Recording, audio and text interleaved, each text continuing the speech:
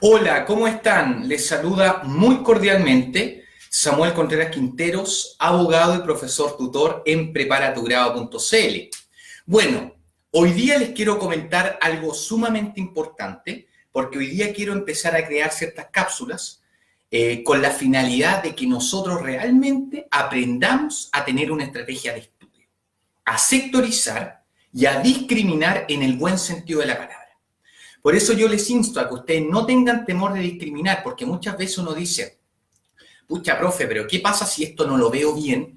Capaz que me lo pregunten.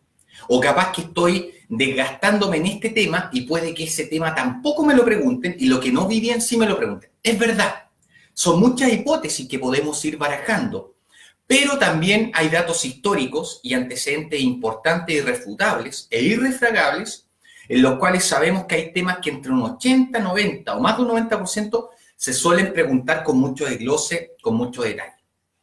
Entonces, lo que yo quiero hacer tanto en civil como en procesal, desde el acto jurídico a sucesorio y desde procesal orgánico hasta procesal penal, es ir señalándoles qué temas son, por regla general, los más preguntados y a los cuales yo debo, obviamente, hincar más el diente, y otros que no son tan preguntados, pero que igualmente tenemos que tener ciertas directrices o parámetros de estudio.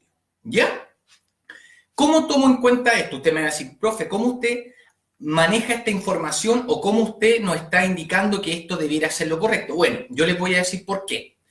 Bueno, yo me titulé hace más de 8 años. Yo fui alrededor de unos 40 exámenes de grado antes del mío. Yo lo di el 17 de mayo del año 2010. Imagínense ustedes, más de 8 años.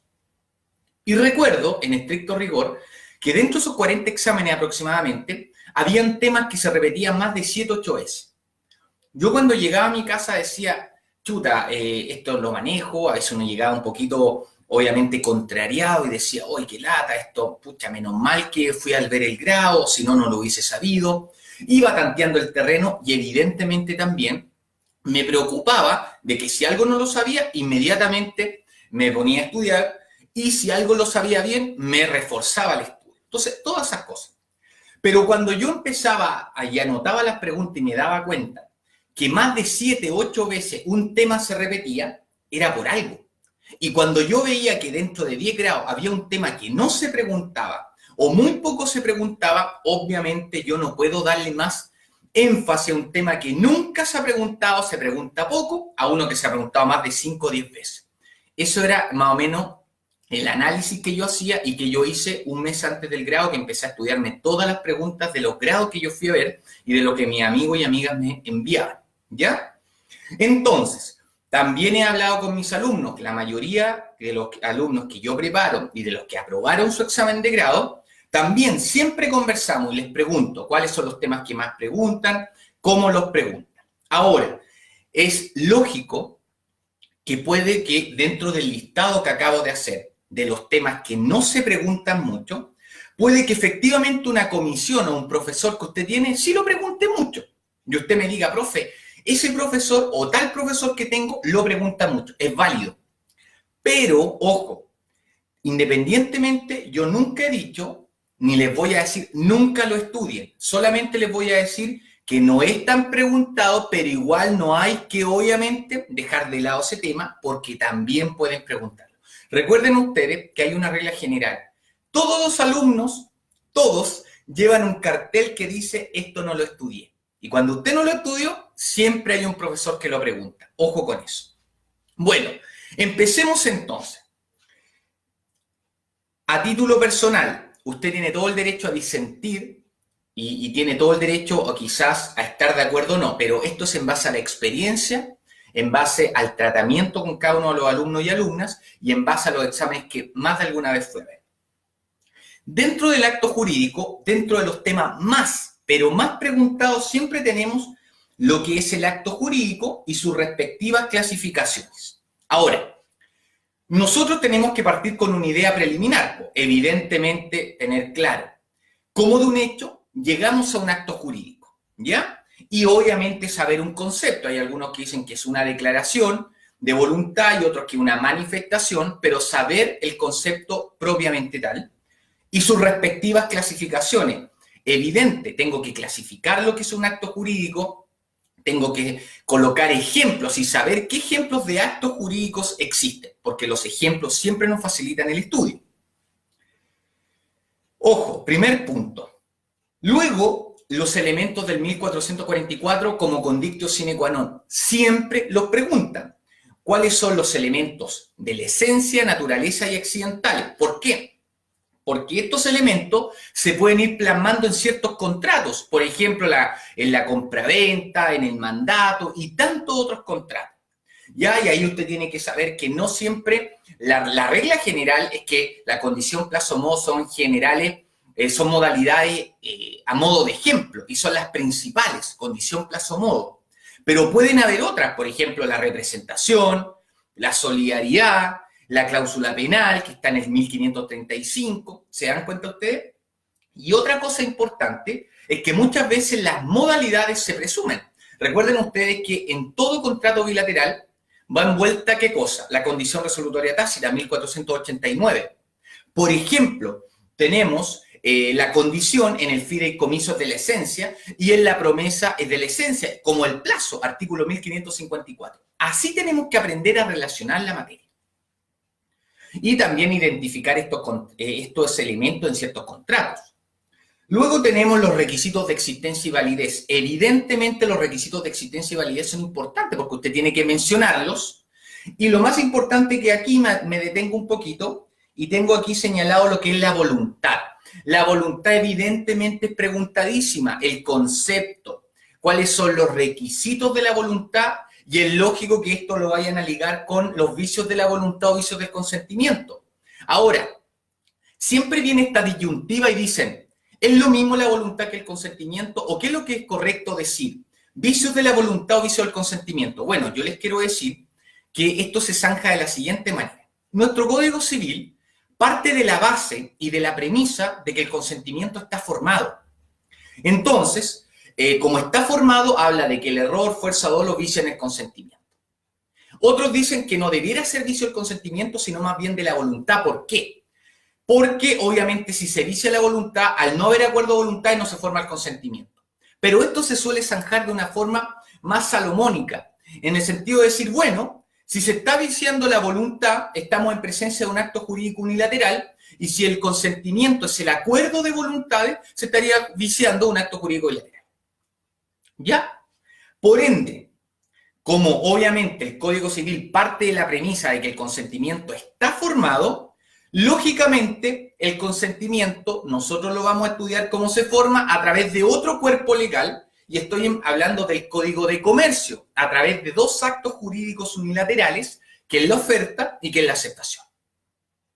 Hay profesores que preguntan muy someramente la oferta y la aceptación, otros que nunca la han preguntado y otros que son más detallistas.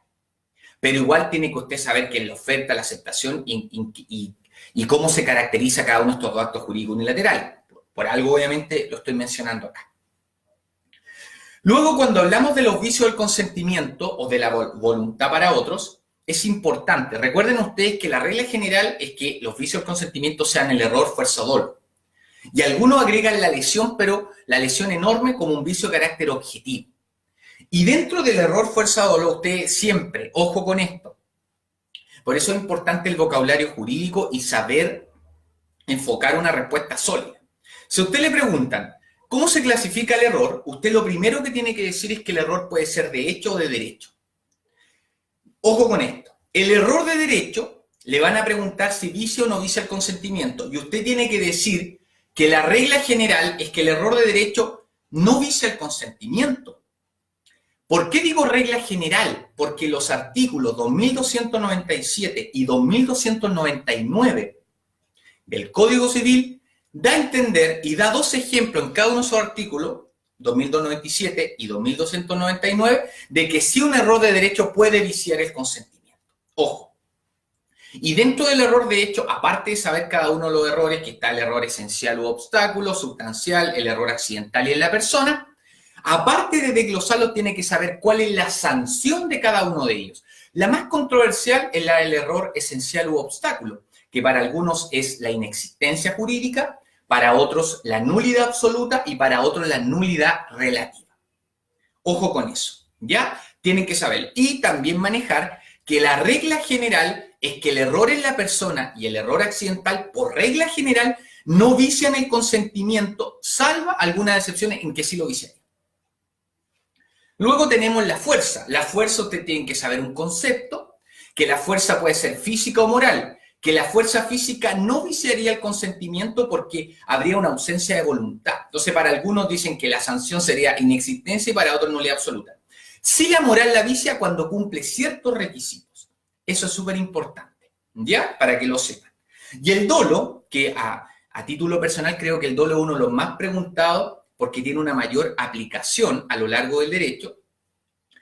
Ustedes tienen que manejar un concepto legal y doctrinario del dolo. ¿En qué ámbitos estudiamos el dolo? Súper importante, siempre lo preguntan y lo van a relacionar a través de un enlace. Clases de dolo y cuándo el dolo vicia. Y cuando hablamos de que, o queremos aludir a cuándo el dolo vicia el consentimiento, lógicamente ahí nos estamos refiriendo a la clasificación si el dolo es principal, determinante o inductivo o incidental. Recuerden ustedes que para que el dolo vicie hay que distinguir. Si estamos en presencia de un acto jurídico unilateral, basta que sea determinante, principal o inductivo. Si el acto jurídico es bilateral, obviamente, aparte de ser determinante, principal o inductivo, debe ser obra de la contraparte o de una de las partes. Cuya sanción, ¿cuál sería? Obviamente la nulidad relativa. Y ojo, porque si el dolo es incidental, la sanción no es la nulidad relativa, sino la indemnización de perjuicios. Muy importante esto. ¿Ya? Y de la lesión, obviamente, ustedes saben que la lesión para algunos es un vicio de carácter objetivo, pero donde más importancia yo le daría es en el artículo 1889 y 1890. ¿Por qué hablo del 1889? Porque el 1889 me señala cuando el comprador y cuando el vendedor sufre lesión enorme, y el 1890 me establece la sanción de la lesión. Y ojo, porque muchas veces un profesor me va a preguntar a mí, ¿cuál es la sanción de la lesión enorme? Y uno inmediatamente le va a decir la nulidad relativa. Y no es tan así, porque el 1890 puede dar dos opciones. Ojo con eso. Luego tenemos el objeto, otro tema que para mí es muy preponderante, muy importante y muy preguntado.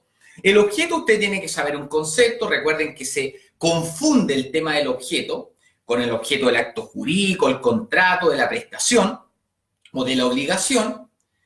Los requisitos propiamente tal, si versa sobre un hecho o sobre una cosa, y lo más relevante, creo yo, que fue pregunta mía en un grado, es relativo a los casos de objeto ilícito. Y dentro de los casos de objeto ilícito, obviamente tiene que manejar muy bien dentro de los artículos 1462 al 1466. Creo que en particular, y con mucho detalle, 1464. ¿Y por qué le hablo que tienen, o sea, les señalé antes que hay que tener un vocabulario jurídico? Porque aquí no se trata, usted puede decir, profe, pero con que yo lo interprete basta y sobra. Hay profesores que les gusta lo medular y también otros que son muy apegados al tenor literal. Por ejemplo, el 1464 nos dice que hay objeto ilícito. En la enajenación dice que hay un objeto ilícito en la enajenación. Y evidentemente usted no habla de venta, habla de enajenación. Pero usted tiene que saber lo que es la venta y la enajenación, que son cosas distintas y cómo se relacionan. Ojo con eso. Muy preguntado, ¿ya? Entonces, ahí tienen que saber los 4 casos puntuales del 1464, la sanción. Lo que sí le puedo adelantar es que el numeral 1 y 2 del 1464, las normas son prohibitivas. Y el 3 y 4 del 1464 son imperativas de requisito. Y también preguntan si los casos de objeto ilícito son taxativos o no. Déjeme decirle que en estricto rigor no son taxativos, porque si usted se remite al 1466, inciso final, dice, y generalmente en todo contrato prohibido por las leyes. Eso deja abierta una ventana, una posibilidad que haya más casos. ¿Ya? Luego tenemos la ineficacia. Las ineficacias pueden ser en sentido amplio y en sentido estricto. Y dentro de la ineficacia en sentido amplio, evidentemente, lo que es mayoritariamente preguntado son las nulidades o la nulidad. Y ahí usted, obviamente, si quiere por cultura general, puede hacer un paralelo entre la inexistencia y la nulidad. Ni un problema. Pero, ¿por qué? Porque hay algunos autores que reconocen hipótesis de nulidad, como por ejemplo, de inexistencia. Por ejemplo, ¿qué pasa cuando ustedes estudian los elementos de existencia? ¿ya? Y dentro de los elementos de existencia lo tenemos que relacionar más aún con los requisitos o elementos de la esencia. ¿Se acuerdan del 1444? Porque esos son especiales o generales o comunes. Y se acuerda que dicen aquellos que sin los cuales el acto no produce efecto alguno o degenera en otro distinto. El no produce efecto alguno para algunos autores es sinónimo de inexistencia más no de nulidad. Ahí recogen una hipótesis de inexistencia. Bueno, entonces, todo lo que es nulidad, saber un concepto de nulidad, cuándo es absoluta, cuándo es relativa, causales de una y otra, también es sumamente importante y relevante porque lo preguntan mucho. Ojo, ojo con eso. Un paralelo, también siempre lo preguntan. Y los efectos de la nulidad judicialmente declarada entre partes tienen que ver ahí si el contrato se cumplió o no se cumplió. Y si se cumplió, manejar muy bien el artículo 1687. Y cuando es el efecto entre terceros, 1689, que da acción reivindicatoria contra terceros poseedores y donde la ley no distingue, no es lícito al intérprete distinguir, por ende se entiende que pueden ser poseedores tanto de buena o mala fe, con su respectiva excepción. Y que la nulidad da origen a dos acciones, una personal y una real, que puede ser la reivindicatoria, que está definida en el 889. Y recuerden que si el poseedor es regular en vías de ganar la prescripción, obviamente se le concede una acción reivindicatoria que se denomina acción publiciana, definida en el 894, con dos limitantes. No puede ejercerla usted contra el verdadero dueño, ni contra el que tenga igual o mejor derecho. Así relacionamos la materia. Así tiene que ir usted tomando nota de lo que yo le voy diciendo porque creo que le puede facilitar su estudio. ¿Ya? Y la inoponibilidad como una ineficacia en sentido estricto. La inoponibilidad es importante porque muchos profesores preguntan, hágame un paralelo entre la inoponibilidad y la nulidad. Causales de forma, fondo de la inoponibilidad o en qué materias se manifiesta la inoponibilidad. También yo lo vería así. Y finalmente tenemos la representación, que la representación, recuerden ustedes que por regla general se suele ver dentro del acto jurídico como una representación modalidad. Una modalidad del acto jurídico se ve también en materia del mandato, pero también se ve en materia sucesoria, pero no como modalidad, sino como una ficción legal. Ojo, como un gran derecho que opera en la sucesión de una persona. Pero aquí, para efectos de actos jurídicos, como modalidad propiamente tal, tienen que manejar el artículo 1448. Muy bien, los efectos, las fuentes de la representación, artículo 43, ¿quiénes son representantes legales?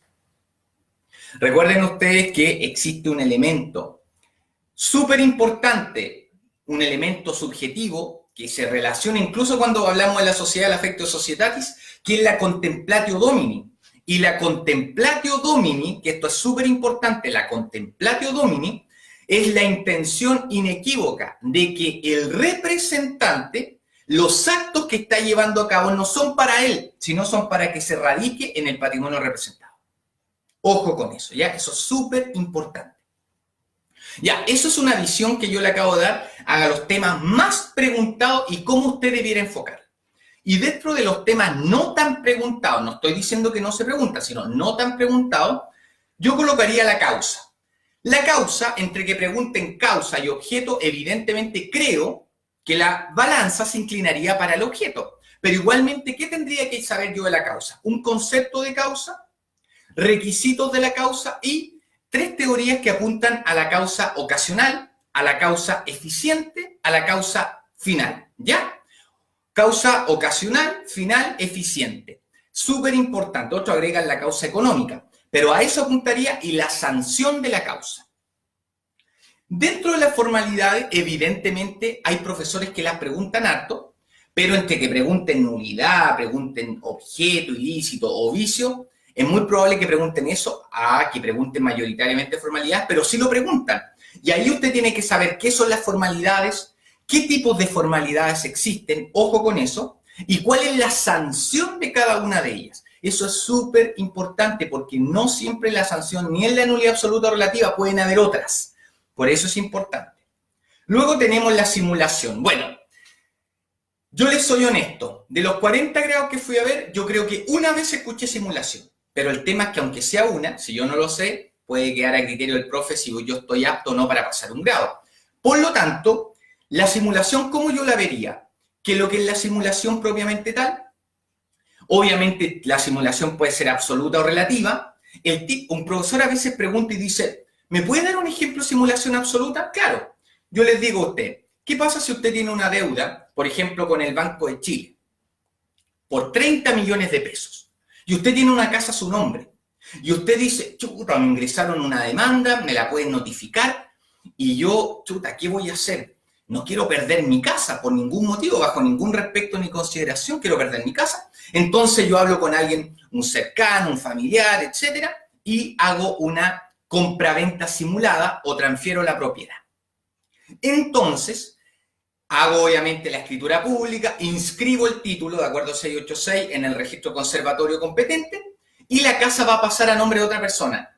Entonces se entiende que ese acto propiamente tal, porque yo lo que quise solamente es desviar la atención de los acreedores o del acreedor, obviamente sería una hipótesis de simulación, obviamente absoluta. Ahí tienen un ejemplo, sin perjuicio que los acreedores, aplicando materia, me pueden invocar o hacer valer una acción pauliana o revocatoria, que es un derecho auxiliar que tiene el acreedor. ¿Ya? Pero ahí les coloqué un ejemplo.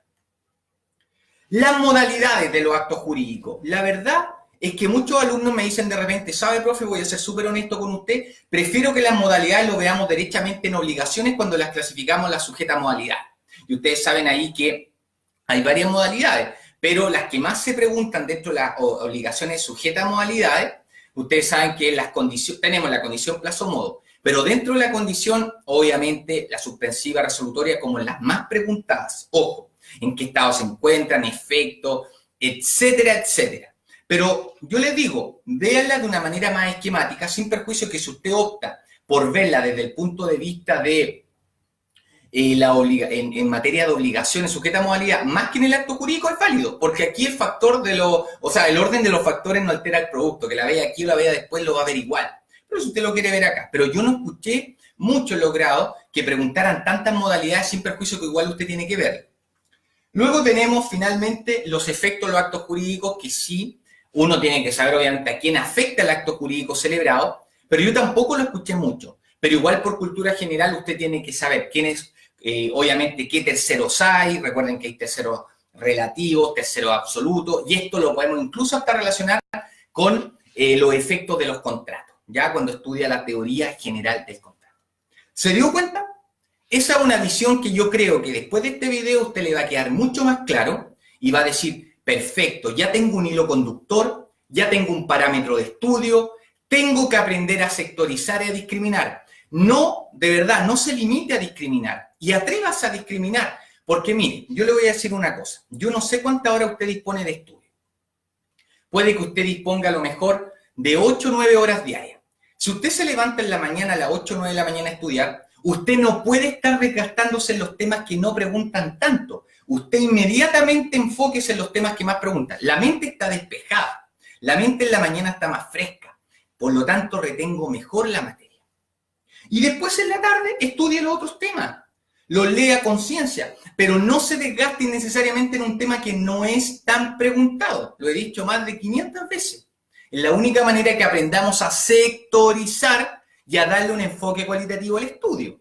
Ahora, puede ser que usted trabaje, o usted esté estudiando y haciendo su práctica, a lo mejor le quedan 4 horas diarias de estudio o 3. Bueno, dentro de ese tiempo, enfóquese en los temas más preguntados. Así tiene que ser. Y por último, como consejo, aprendamos a pronunciar los términos bien. Aprendamos a crear una estrategia sólida. Miren, cuando nosotros hablamos en materia del derecho de familia, la palabra es, y se lo digo porque lo he escuchado más de 500 veces, escuché incluso en grados, y es mejor que yo se los diga y que no los corrija un profesor delante de todos los alumnos que lo van a ver en un grado. Ojo, la palabra es cónyuge, no es cónyuge, ¿ya? Y disculpen que sea tan reiterativo en esto, pero lo he escuchado más de 500 veces, ahora 501 veces. ¿Por qué? Porque finalmente nosotros, obviamente me involucro con ustedes, somos egresados de Derecho. Y como egresados de Derecho, tenemos que tener un vocabulario ad hoc. Usted va a ser abogado, va a ser abogada el día de mañana. Y la profesión se caracteriza por la formalidad en el trato, en el vocabulario que ustedes tienen que tener. ¿Ya? Por eso uno se está formando. Esta es una carrera integral. Aquí la carrera de Derecho no es el que se viste mejor que otro. Se trata de todo, tener un vocabulario formal, ser íntegro, ser ético, obviamente ser un buen profesional, aplicar bien los contenidos, pero también pronunciarlos bien, si es parte de nuestro vocabulario jurídico. Otro tema, cuando hablamos de las asignaciones forzosas, la palabra es legítima, rigorosa, no es rigurosa. Yo he escuchado 20.000 veces rigurosa, es rigorosa. Rigorosa. Y muchos van a decir, profe, le pone color y todo. No es con ponerle color, es la verdad, así dice. Y lo otro, cuando usted estudia los equivalentes jurisdiccionales, la palabra es avenimiento, no advenimiento, que lo he escuchado 550.000 veces. Avenimiento. Mire, mi finalidad siempre es ayudarles. Mi finalidad es que a usted le vaya bien, pero también un abogado no tan solo debe serlo, debe parecerlo. Y tenemos que empezar a hablar bien, tenemos que empezar a crear estrategias sólidas de estudio y tenemos que creernos el cuento que vamos a ser abogados el día de mañana y actuar como tal. Buen vocabulario jurídico, discriminar en el buen sentido de la palabra, generar hilos conductores, enlazar la materia y darle una visión cualitativa. Bueno, espero que este video te haya sido de gran utilidad. Gracias a todos los que me siguen, los que comparten, los que se suscriben en YouTube. Recuerden que en Instagram también de vez en cuando subo videos. En la página, no te olvides, cualquier duda o consulta, me escribes al correo de contacto@preparatugrado.cl. Visita nuestra página web www.preparatugrado.cl. Puedes seguirnos en Instagram, también en YouTube, y en la página se han ido actualizando ciertos videos. ¿Ya? El próximo video que suba es muy puntual, lo voy a hacer respecto a procesal orgánico. Lo mismo, la misma temática. Temas más preguntados, temas no tan preguntados y cómo debiéramos enfocarlo para que ya empecemos a discriminar y nos desgastemos en temas que realmente me van a preguntar con mayor profundidad a temas que quizá no se pregunten mucho. Bueno, ojalá les sea de gran utilidad. Un abrazo grande, buen término de día y buen resto de semana. Estamos en contacto.